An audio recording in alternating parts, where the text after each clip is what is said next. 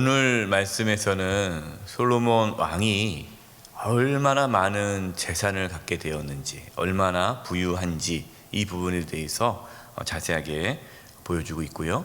또 군사력이 대단했다라는 것을 또 보여주고 있습니다. 먼저 13절입니다.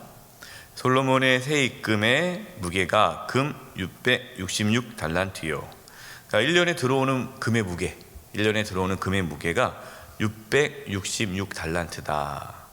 이게 상징적인 숫자일 수도 있어요. 딱 이만큼이 아니지만, 그러니까 엄청나게 많은 게 들어온다는 건데, 이 666달란트를 지금으로 킬로그램으로 바꾸면은 22톤, 그러니까 22톤이 되는 거예요. 22톤이 되는 금이 매년 이렇게 들어오게 되는 거예요. 그 외에 이제 무역 상인들이 또 가져오는 금들이 있습니다. 너무 금이 많아가지고 이제 쓸다 할 게 없으니까 이제 방패를 만들어요. 그래서 큰 방패 200개를 만들고, 또 그래도 남아요. 작은 방패도 300개를 만들고, 그러니까 또 왕이 앉아 있는 그 보좌는 상아로 만들고 또 다 금을 입혔어요. 얼마나 이 당시에 솔로몬 시대에 금이 많았고 부유했는지를 20절, 21절에 이렇게 표현하고 있습니다. 솔로몬 왕이 마시는 그릇은 다 금이요, 레바논 나무 궁의 그릇들도 다 순금이라. 솔로몬의 시대에 은을 귀하게 여기지 아니함은 21절, 왕의 배들이 후람의 종들과 함께 다시스로 다니며 그 배들이 3년에 1차씩 다시스에 금과 은과 상아와 원숭이의 공작을 실어 옮겼더라. 얼마나 금이 많았는지 솔로몬이 쓰는 모든 그릇은 다 금이에요. 또 금이 너무 많아가지고요, 은이 그냥 흔하게 여겼다. 그냥 길에 있는 돌같이 여겼다는 거예요, 이 은이요. 뭐 운반지한 사람은 없겠죠, 그 당시에 하도 흔하니까. 하나님께서는 솔로몬에게 지혜뿐만 아니라 이 부귀영화를 주셨습니다. 여러분, 이 부귀영화, 물질의 축복, 이건 분명히 하나님의 축복입니다. 그래서 하나님께서 정말 우리 모든 성도인들에게 이러한 물질의 복을 주셨으면 좋겠어요. 우리 자녀들에게도 이러한 복을 주셨으면 좋겠어요. 그러나 하나님께서 주신 물질을 잘 다스리고 관리하지 못한다면 여러분, 그 물질이 부유함은 오히려 영적인 타락함을 가져올 수가 있습니다. 그래서 우리 자녀들이, 또 우리가 하나님 물질의 복을 주시옵소서라고 기도해야겠지만, 그 못지않게 하나님께서 물질을 부어줬을 때 그 물질을 잘 관리할 수 있도록, 선한 총지기로 설 수 있도록 기도해 주셔야 돼요. 23절입니다. 천하의 열왕이 하나님께서 솔로몬의 마음에 주신 지혜를 들으며 그의 얼굴을 보기 원하여 각기 예물을 가지고 왔으니 곧 은 그릇과 금 그릇과 의복과 갑옷과 향품과 말과 노새라. 해마다 정한 수가 있었더라. 주변 모든 나라 왕들이 이 하나님께서 솔로몬에게 지혜를 주셨다라는 것을 이제 알았잖아요. 어제 우리 스바 여왕이 이렇게 찾아와서 감탄하는 그런 사건이 있지 않았습니까? 근데 그 소문이 도니까 이제 다 보고 싶어서 오는 거예요. 근데 보기 위해서 각 예물을 가지고 옵니다. 그러니까 솔로몬은 금만 많았던 것이 아니라 당시에 귀한 것은 다 갖고 있었던 거죠. 25절 보면은 이제 금만 아니라 이제 군사력도 대단했다는 것을 보여줍니다. 솔로몬의 병거매는 말의 외양간은 4천이요. 그러니까 외양간만 4,000개예요. 마병은 12,000명이라. 병거성에도 두고 예루살렘 왕에게도 두었으며, 당시에 강력한 군사력을 보여주는 것은요, 병거와 마병입니다. 이 병거는 그다음 전차죠. 마병, 말 타는 군사인데 이 병거 마병이 당시에 최신의 무기였죠. 그래서 이것이 많다는 것은 강력한 군사를 갖고 있다는 겁니다. 솔로몬은 많은 병거와 마병을 갖춘 막강한 군사력을 갖추었고, 또 그것을 자랑했어요. 26절 27절입니다. 솔로몬이 유브라데 강에서부터 블레셋 땅과 애굽 지경까지의 모든 왕을 다스렸으며 왕이 예루살렘에서 은을 돌같이 흔하게 하고 백향목을 평지에 뽕나무같이 많게 하였더라. 솔로몬이 많은 영토를 차지했고 또 주변에 있는 나라들이 이 솔로몬 시대에 이스라엘의 속국이 되어서 조공을 바치게 되었죠. 경제도 든든했습니다. 백향목이 아주 비싼 나무인데 평지에 뽕나무같이 많았다. 그 당시에 아주 솔로몬 시대의 이스라엘이 부강했음을 보여줍니다.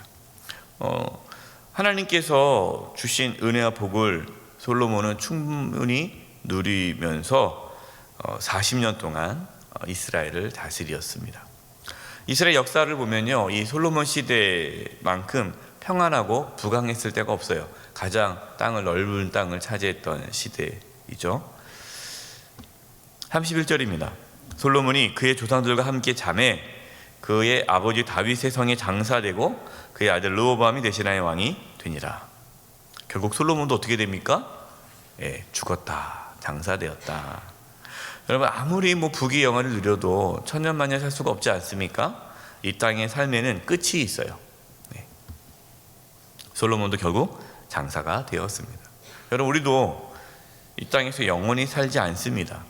우리도 언젠가는 하나님께 가게 됩니다. 그렇기 때문에 우리 이 땅에서 부귀영화 그거를 꿈꾸는 것이 아니라 이 땅에서 하나님을 잘 섬기는 것을 꿈꿔야 돼요. 최선을 다해 하나님을 섬겨야 됩니다. 어떤 분은 이 땅에서 자신의 부귀영화를 누리기 위해 하나님을 섬기는 분들이 있어요. 그래서 자식이 잘 되기를 바라고, 이 땅에서 잘 살기만, 아프지 않고 돈 잘 벌고 막 거기에만 관심이 있고 그것만 위해서 신앙생활하는 분이 있다면 정말 안타까운 거예요.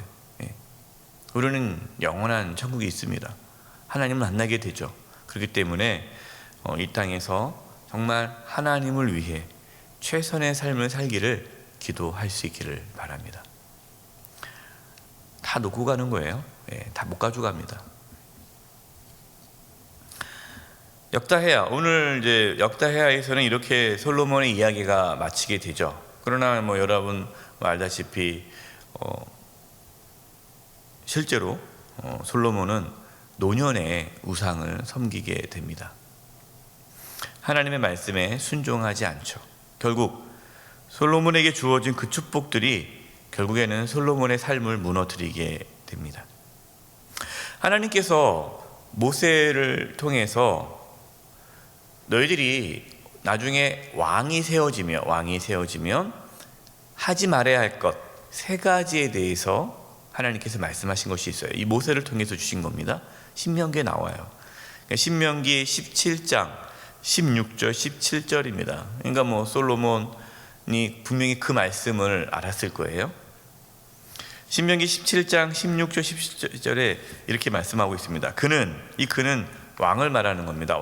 왕은 병마를 많이 두지 말 것이요, 병마를 많이 얻으려고 그 백성을 애굽으로 돌아가게 하지 말 것이니 이는 여호와께서 너희에게 이르시기를 너희가 이후에는 그 길로 다시 돌아가지 말 것이라 하셨음이며, 왕이 되면 그 왕은 병마를 많이 두지 말아라. 이 병마라는 것은 아까 말씀했듯이 군사력을 말하는 거 아닙니까?